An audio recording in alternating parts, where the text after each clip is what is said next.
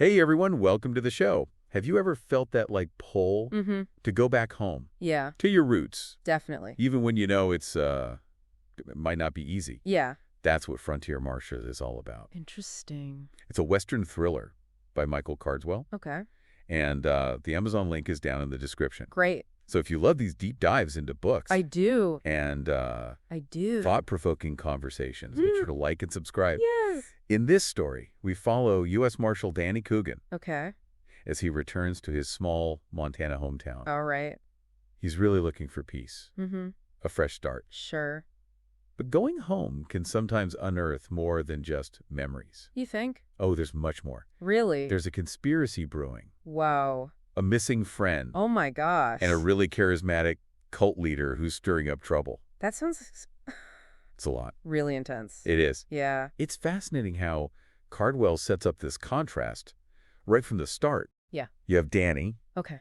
who's just finished this tough stint in Houston, Mm-hmm. and he seeks refuge in Darwin, Okay. this seemingly sleepy town in Montana. Right. But beneath that surface of tranquility, there's this unease, Like a darkness. secrets waiting to be uncovered. Exactly. It's like that saying, What's that? you can't go home again. Oh, right. Yeah. Even though Danny longs for that familiarity of Darwin, Mm-hmm. the place itself holds him back. Mm. It's almost like he's wrestling with two versions of himself. Two versions. Yeah, the one who's seen the grit of the city, Right. and the one who's still tied to the rhythms of small-town life. Interesting. That makes a lot of sense. Yeah, Yeah. and that internal conflict is mirrored in the setting. How so? Cardwell's descriptions of Darwin, Yeah. they're so vivid, I can imagine. so evocative. You can practically smell the frozen snot on that lone steer. Oh, gosh. Feel the wind as the red-tailed hawks circle overhead. Right. But those idyllic images are juxtaposed with hints of something darker, Like what? something lurking beneath the surface. Okay. Yeah. For instance, the mystery of Walter's house. Mm-hmm. It's this dilapidated structure Oh, really? that Danny's stepfather wants to write a book about, Okay. a relic of the past. Mm-hmm. But there's smoke coming from the chimney, even though the place looks uninhabitable. Oh, wow.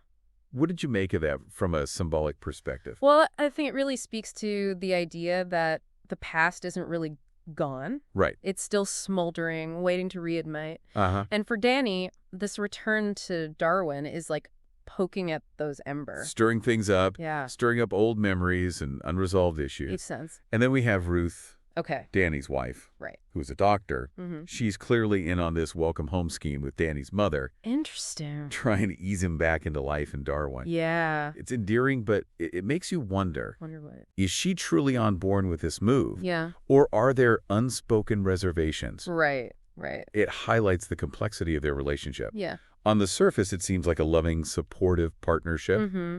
but there are these subtle hints of tension, Yeah. of perhaps different desires and expectations. Right. And those tensions are only going to escalate as the story unfolds. You think so? Oh, absolutely. Speaking of escalation, Yeah. things take a rather dramatic turn. How so? When Danny's supposed to have a leisurely lunch with the deputy, Buck, Okay. he finds herself dealing with this chaotic stock truck and RV accident. Oh, wow. I have to admit Danny's dry wit in that moment, calling it a rodeo clown convention. He said that. Yes. Oh, my God. Yeah. Chuckling. It's one of those moments where the author injects a bit of humor Right. to break the tension. To lighten things up. Yeah. And it reminds us that even amidst chaos, there's room for a wry observation. Yeah, I like that. But that chaos is just the beginning. What happens next? We soon learn that Edmund Goodrunner, Okay. Danny's close friend, Right. and a troubled police officer on the nearby Nakota reservation, Uh-huh. has gone missing. Oh, no. This is where the story really starts to shift from a homecoming tale Yeah. to something much darker. Interesting. The disappearance of Edmund introduces a whole new layer of complexity. It does. Not only is Danny personally concerned for his friend, Of course, yeah. but it also thrusts him into the middle of this long-standing conflict between the tribe and the authorities. Oh, wow. And this conflict is further fueled by the ghost buffalo prophecy, What's that? a legend deeply rooted in Nakota culture. Oh, okay. Can you explain this prophecy and its significance to our listeners who might not be familiar with Native American tradition? Sure. Yeah. The ghost buffalo prophecy foretells the coming of a powerful leader, Okay. the return of the buffalo, Uh-huh. and the eventual disappearance of white people from the land, It's a prophecy that speaks to the tribe's connection to their ancestral lands Right. and their history of displacement and marginalization. Hmm.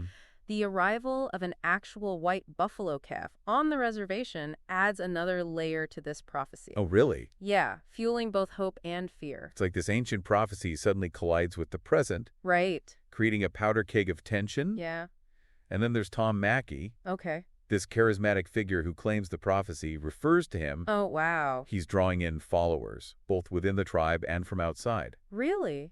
And that's causing quite a stir. Interesting. Some see Mackey as a savior, others as a threat. Yeah, And that ambiguity is what makes him such a compelling character. I can see that. And let's not forget the FBI, who are trying to establish a presence on the reservation, Why is that? ostensibly to maintain order. Okay. But their methods are clumsy, How so? often insensitive. Oh. I cringed when Agent Beck made that joke about going native. Yeah. It was clear he was completely out of touch with the cultural sensitivities. Right. That scene perfectly captures the tension between the federal government and the tribe. It does. It highlights the misunderstandings, Yeah. the cultural clashes, and the power dynamics Right. that are at the heart of this conflict. Yeah. And Danny, as both a U.S. Marshal and someone with personal ties to the tribe, Mm-hmm. is caught right in the middle. Oh, wow. He's facing a real dilemma. A dilemma. How can he uphold the law Right. while also respecting the traditions and beliefs of the tribe, Mm-hmm. especially when his friend's life is on the line? It's a tough spot. It is. Yeah. And then things escalate even further with the violence in Brokenrope. In Brokenrope, oh no. It's like the town's holding its breath, Yeah. bracing for the storm. Right. There's a shootout. Oh, wow. The saloon is set ablaze. Gosh. And amidst all the chaos, Yeah. Ruth, Danny's wife, Right. gets caught in the crossfire. It's a heart-stopping moment. It is. One minute you're immersed in this intricate web of conspiracy and cultural conflict. Yeah. And the next, the violence becomes deeply personal, Right. hitting close to home for Danny. Absolutely. It's a brilliant narrative technique that Cardwell employs. Yeah. He draws you into this complex world, Uh-huh. and just when you think you're starting to grasp the bigger picture, Mm-hmm. he throws in a twist that completely changes the stakes. Really elevates the story. Oh, yeah. Yeah. And the twists keep coming. Oh. Like what? We have a jailbreak, Or- the escape of Iron Tail, Oh, gosh. and the discovery of this strange flag with unsettling symbolism. Hmm. What do you think Cardwell is trying to convey with that flag, Well, especially in the context of this escalating tension? I think the flag serves as a visual representation All right. of the growing fear and division within the community. Right. Its imagery is deliberately unsettling, Right. almost primal. Yeah. It's a reminder that fear can Yeah. be a powerful weapon. A tool. Yeah, a tool used to manipulate and control. We're left on a cliffhanger, right? Yeah, Not knowing if Ruth will survive. right. And then we meet her father, Mike, Okay. a retired Navy SEAL. Mm-hmm. His quiet fury is palpable. I can imagine. And you just know he's not going to sit back and let this go unanswered. Oh, definitely not. Mike's introduction adds another layer of complexity to the story. It does. You have Danny, who represents the law, Right. and then you have Mike, who embodies this raw, primal urge for retribution. Makes sense. It sets up this fascinating conflict between justice and revenge. Yeah, Doesn't it? it does. How far would you go to protect the ones you love? Mhm. Would you cross the line, Yeah, bend the rules, Mm. or even take the law into your own hands? it's a tough question. It is. Yeah. It's a question that Danny is forced to grapple with as the story unfolds. Yeah, And it's one that many of us might ask ourselves right. if we were in his shoes. Definitely. And just when you think things can't get any more intense, Mm-hmm. Danny has this incredibly vivid dream. A dream. Yeah. About what? While he's waiting for news about Ruth's surgery. Oh, wow. It takes place at the hunting cabin, Okay. and there's this unsettling blend of past, present, and future. Oh, He sees Ruth, even though she's in surgery. really? Their future daughter is playing with deceased family members. Oh, my gosh. And there's this overwhelming sense of foreboding. That's unsettling. Yeah. It's like a window into Danny's subconscious, Yeah. revealing his deepest fears and anxieties. Yeah. And it's filled with symbolism that adds another layer of meaning to the story. Symbolism. Yeah. What? What struck me most Yeah. was how the dream felt like a warning. A warning. Yeah. Oh, man. Almost a prophecy in itself. Really? It's like his subconscious is trying to tell him something. to guide him. Yeah, to guide him on this perilous path he's on. I see. It also speaks to the interconnectedness of everything. In what way? how past traumas can influence present actions. Right. How the choices we make ripple into the future. Yeah. And for Danny, who's struggling with his own sense of identity and purpose, this dream forces him to confront those deeper questions. Right. Thankfully, we learn that Ruth survives the shooting, Oh, good. but her injuries are serious. Oh, no. As she recovers, Yeah. the investigation into the events at Brokenrope intensifies. Okay. We see Danny, the FBI, and the tribal police all trying to piece together the truth. Uh-huh. But it's like they're working on separate puzzles. Separate puzzles? Yeah. How so? Each with their own agenda and biases. Oh, that makes sense. No one seems willing to fully trust anyone else, Right. which hinders the investigation. Definitely. And that lack of trust is further complicated by the cultural barriers between the FBI and the tribe. Yeah. There's a scene where Danny is trying to mediate a meeting. A meeting? Yeah. Between who? Between Agent Beck and a group of tribal elders. Okay. It's clear that they're speaking different languages, not just literally, but also metaphorically. Yeah, I see that. It's a powerful reminder of how cultural differences can create obstacles Right. to communication and understanding. Absolutely. And it highlights the importance of empathy and active listening, Yeah, especially when dealing with sensitive issues. definitely. As the investigation deepens, Mm-hmm. we start to unravel the connections between seemingly unrelated events. Okay. We learn about the Creekwater brothers' troubled past, Oh, wow. Johnny Depp's ties to them, Really? and the mysterious sapphire found on Red Feather. Huh. Interesting. It's like each clue is a thread. Yeah. And as Danny pulls on those threads, Mm-hmm. he starts to unravel a much larger tapestry of deceit and corruption. What I find particularly interesting is how Cardwell weeds together elements of Western tropes with this intricate mystery. Right. You have the classic shootout, the tough lawman, the rugged landscape. Right. But beneath that surface, there's this integral plot that keeps you guessing until the very end. And those classic Western tropes are given a new twist. A new twist. Yeah. How so? With the inclusion of Native American culture and traditions, Oh, right. it's not just a backdrop. Yeah. It's an integral part of the story, Mm-hmm. influencing the characters, the plot, and the overall themes. It challenges our preconceived notions of the Wild West It does. and forces us to confront the complexities of history and cultural identity. And then we have the climax at Whitestone. Oh, yeah. The standoff, the firefight, Uh-huh. the desperate search for Edmund in the darkness using night vision goggles. God. It's pure adrenaline-pumping act. It's some masterclass in building suspense. It is. Cardwell ratchets up the tension with each passing moment, Yeah. leading to a confrontation that's both thrilling and emotionally charged. Mm-hmm. And that unexpected encounter with the moose, Oh, right. it injects a dose of almost absurd humor It does. into this incredibly tense situation. Even in the midst of life or death stakes, Yeah, yeah. life still throws those curveballs. Those moments of unexpected absurdity. Exactly. It's a reminder that reality is often stranger than fiction. It really is. And it speaks to Cardwell's ability to balance those moments of intense drama Uh-huh. with touches of humor and humanity. And just when you think you've got it all figured out, Yeah. the truth is revealed. The truth about what? It turns out that Irontail, Okay. the seemingly quiet and unassuming member of Mackey's group, Right. is the true mastermind behind the chaos. Oh, wow. And Mackey himself is a pawn. A pawn. Yeah. Wow. Manipulated by Irontail's cunning scheme. This twist challenges our assumptions about who to trust. Yeah, Who holds the real power. absolutely. It's a reminder that appearances can be deceiving, They can be. and that those who operate in the shadows can be just as dangerous, Right. if not more so, Mm-hmm.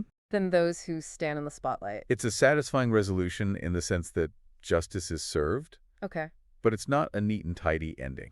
What happens? Mackey attempts suicide, Oh my God. leaving us with this sense of tragedy and unresolved questions. Right. And Edmund, rescued, Yeah. Yeah. is forever changed by his ordeal. It speaks to the lasting impact of trauma. It does. Both individual and collective. Yeah. The violence, the betrayal, the Okay. loss. Right. These things leave scars that don't easily heal. It leaves you with this sense that even when the dust settles, Yeah. the reverberations of these events continue to echo. Mm-hmm. Makes you think about that ripple effect Oh, of yeah. actions, doesn't it? It does. How one event can set off a chain reaction, impacting countless lives in ways we might never fully comprehend. It's like throwing a stone into a pond Yeah. The initial splash is just the beginning. Right. The ripples spread outward, disturbing the tranquility, creating unforeseen consequences. So as we wrap up our deep dive into Frontier Marshal, Okay. what are some of the key takeaways you'd like our listeners to ponder? What are the nuggets of wisdom we can extract from this gripping tale? Well, for me, it's a story that speaks to the enduring power of the past. Okay. How the places we come from, the experiences that shape us, Right. continue to influence who we are, Mm-hmm. even when we try to move on. Yeah. It's about the complexities of justice, Right. how it can be both a personal quest and a societal ideal, Mm-hmm. often at odds with each other. Yeah. And ultimately, it's a story that highlights the importance of empathy and understanding, Right. especially in a world where fear and division can so easily take hold. Beautifully said. Okay. Cardwell manages to weave together these thought-provoking themes Yeah. with a plot that's both thrilling and emotionally resonant. Absolutely. It's a story that stays with you long after you turn the final page. What resonated most with you? Oh, let me think. Yeah. I think for me it was Danny's internal struggle, Okay. the way he's torn between his duty as a U.S. Marshal Mm-hmm. and his deep personal connections to the people and the land. Right. It's a conflict that many of us can relate to. I agree. That feeling of being pulled in different direction, Mm-hmm. trying to reconcile our values with the complexities of the world around us. And that's the beauty of a well-crafted story. It is. It allows us to step into someone else's shoes, Right. to experience their struggles, Mhm. their triumphs, and their failures. Yeah. And in doing so, Yes. we gain a deeper understanding of ourselves and the human condition. Before we wrap up, Okay. we'd love to hear from you. Awesome. What was your favorite moment in Frontier Marshal? Yeah. What insights or questions did this deep dive spark for you? Uh-huh. Share your thoughts in the comments below. Definitely. And be sure to share this episode with anyone who enjoys a good Western thriller with a touch of depth. And here's a final thought to ponder. Okay. In a world where the lines between right and wrong are often blurred, Yeah. how do we navigate those gray areas? Right. How do we make choices that align with our values, Mm-hmm. even when faced with difficult circumstances? That's a powerful question. It is. And one that we all grapple with in our own lives. Yeah. Frontier Marshal reminds us that there are no easy answers. Right. That sometimes the best we can do is to strive for understanding, Uh-huh. to act with compassion, Mm-hmm. and to kind of stop questioning the world around us. Thank you for joining us on this deep dive. Of course. We hope it sparked your curiosity Yeah. and inspired you to explore the power of storytelling. Until next time, happy reading.